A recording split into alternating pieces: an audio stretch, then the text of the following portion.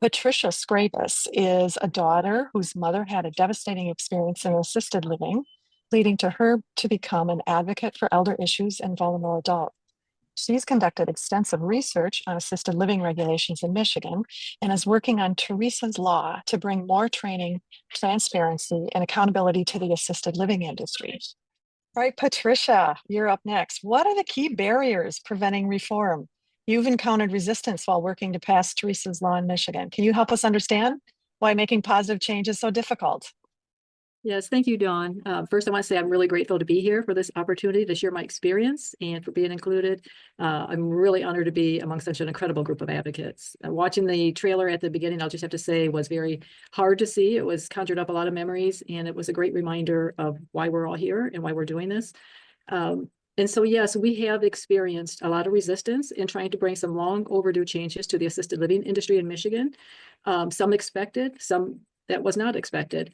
But before I get into that, I wanted to just mention, I think it's important to note that residents and staff that live and work in the assisted living sector in the long-term care continuum are the least protected and supported. There's no federal oversight. And so regulations and safety standards are left up to the states, and some states do a better job than others in ensuring that residents are protected. Michigan has one of the lowest resident safety standards measurements that are really poorly enforced. There's basically no accountability built into their system. We did a state-by-state research and came to the same conclusion of a recent study from the Journal of I have to read this, make sure I get it right, but the Journal of the Post-Acute and Long-Term Care Medical Association ranked Michigan 43 out of 46 states in their 2021 study on stringent assisted living standards, and that covered staff training, admissions and retention policies, medication management, and dementia care. And so when we went into this process, and our mom, had just a really terrible experience that I believe hastened her death, we were surprised on the resistance and pushback because there was so much evidence out there, through aging and long-term care specialists that, there's standards and there's problems. People aren't getting the care that they need to receive. And then the state has collected some really horrific data on violations at the state level, and I'm sure every state has them, and even at the federal level. So there's a lot of data out there that supports the need for change, and yet why can't we make the change? And so I believe it's really boils down to two issues, and it's Rick spoke to a lot of this. The first one being the system itself. It is so entangled. This system that is designed to protect seniors and the supports that make sure that they're getting the services they receive. And I'm in that system, I'm including the regulatory agencies, senior advocacy groups, advisory councils. They are all heavily influenced by the industry lobby.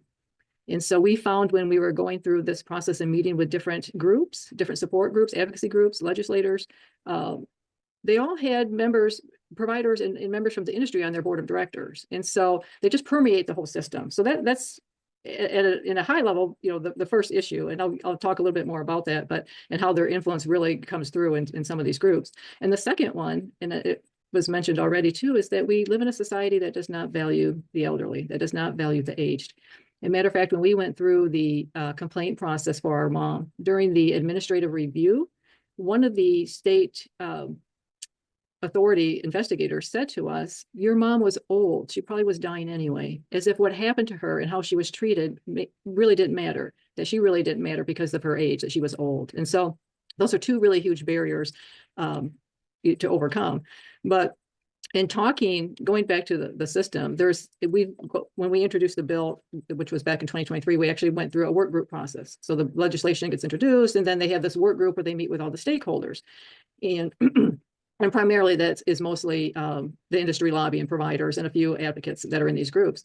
And what the most striking takeaway I had from that was everybody's primary focus was the health and well-being of the business, as opposed to the health and well-being of the resident.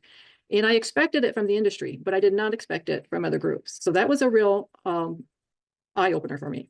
But some of the provisions that we are calling for in Theresa's Law, I'll just use one as an example, the training. If the business only keeps their business hat on or their financial focus on, they'll see that these things really make good business sense. And so it's ironic that they're opposing them. So one of the pushback that we got on the training that we're requiring, this was from the industry, is one, they said they can't afford, oh, we just can't afford to train the staff. It's too expensive, despite the fact that there are a lot of free training resources out there that we identified for them and that they are aware that they're out there. But there's been a lot of studies by major groups that show the cost of staff turnover ranging anywhere from $6,000 to $8,000 per direct care worker turnover. And so, their arguments really don't wash. And so, we felt that they were just pushing back for the sake of pushing back. I think they're seeing the long-term financial benefit to their business, rather than looking at it from a long-term perspective and seeing training as an investment as opposed to a short-term cost. And so the other reason they gave for training is, and this is something that you will hear all long-term care providers statewide saying, there's a staffing crisis, and so we don't have the time to train the existing staff until we get the staffing crisis straightened out or resolved. And so, yes, we understand that there are a shortage of direct care workers. And so, but our argument for that was, or our push for that is that it's not an excuse to not train existing staff. So you have staff that are performing duties and responsibilities that they're not really equipped for. They're not getting trained. So that's their number one priority. Again, our number one priority is always the resident, their safety, their health, and their dignity. But studies also show that the number one reason that staff is leaving the profession is that they don't feel adequately trained and there's no career path for them, in addition to low pay. And so by opposing this, they're really exacerbating the problem. So a solution that would help abate the situation of the direct care worker burnout and stress and turnover, they're opposing. And so we're really trying to flip the script a little bit and trying to get them to see, businesses to see, that this makes good business sense. It's a win-win for everybody. Not only does it keep residents safe and provide better care, but it also provides the providers with a more stable and competent workforce. And it gives the direct care worker building skills for a career. The more education they get, the more engaged they're going to be with their jobs. So that was the first pushback from the providers or the industry lobby. But the other influence that the lobby had was really on the state regulatory department, the department that is responsible for creating these rules. And in Michigan, they're very lax and vague, and so a lot is left up to interpretation.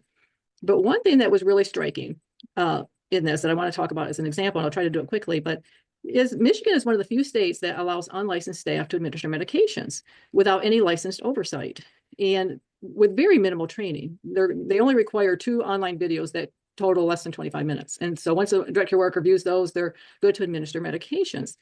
And so medication errors happens to be the number one violation for these facilities across all these homes. And our mom had a really bad experience. She was diabetic.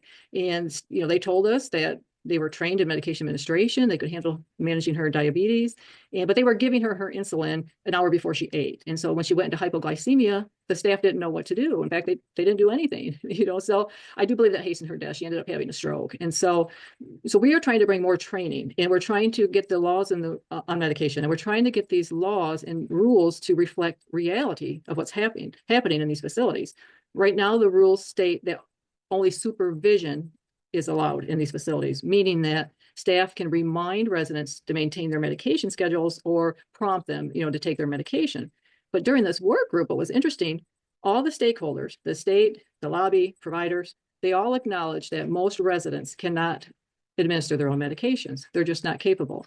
And so you have a situation where you have this unlicensed staff and you got these residents that are dependent upon them for their health, to be able to understand what it is that they're giving in terms of medication, side effects, that sort of thing. And so when we tried to get these definitions and put forth in the training, the state came back and said, we don't want to change it from supervision only, because leaving it as supervision only, I'm going to read what they wrote, assures compliance, reduces liability, and prevents adverse outcomes, which I was shocked that was the response. And so, who does it prevent adverse outcomes for? It's the business. It's trying to protect the business. And so in a situation where they are really the main agency that is supposed to protect these residents, their focus is on the business. So those are 2 major hurdles. So the industry has such an influence and such an impact. As a matter of fact, like I mentioned earlier, the Adult Foster Care Advisory Council, which is one type of assisted living in Michigan that advises the state on regulations, they're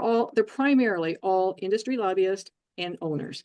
And so it's a system that is very hard to break through. When you have every prong, I guess, of the system that is focused on the benefits of the business and the safety of the business, it is hard to break through and have that focus switch to the residents. So those by far, oh, I'm sorry, did I go over time? No, that's okay. You're almost done, it sounds like. So Yes, I am. So so we're pushing through and trying to make change, but it is going to take, I believe, people with integrity, to have the courage to speak up publicly and to do something to make change, because we've had a lot of people, even within the industry, reach out to us and support us, but they will not do it publicly. So it is going to take a major mind shift to make some change. And so I'm excited to be a part of this group, and I'm excited to see what we can do going forward to make change. Thank you so much. thanks, Patricia. That's great.